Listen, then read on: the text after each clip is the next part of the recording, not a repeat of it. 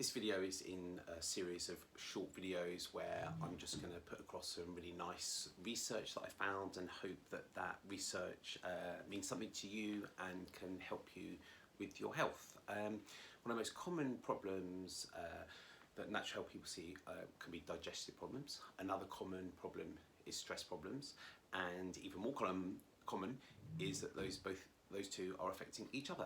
And it's usually the stress affects the digestion. So lots of people actually understand this, that for example ulcers have a relation to stress, whether they know that scientifically or not, but you know, people with ulcers like, oh, I'm under so much stress at work, and they get an ulcer.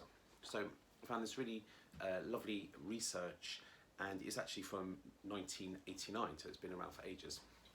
And they took an experiment where they had some people chew an oat cereal, so a carbohydrate cereal, and they chewed it for different lengths of time, and they put them under different stress at each of these times.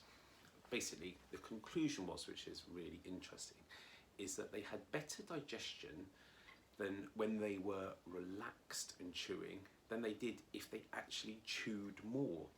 So the relaxation was more important than the chewing.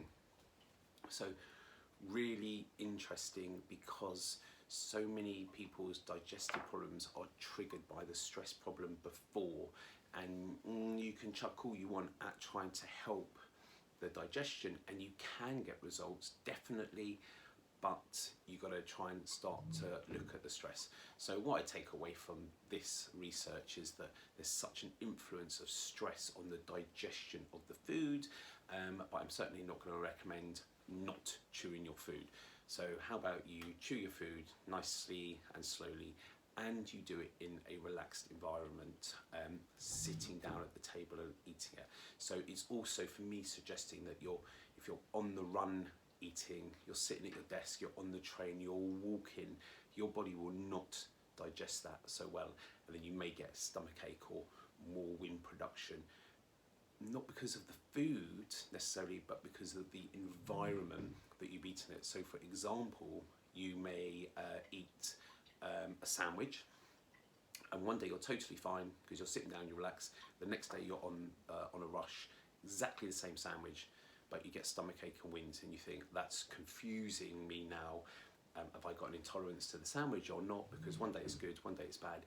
Could be because of the environment and the speed and the stress that you're under whilst you're eating exactly the same food as you did yesterday.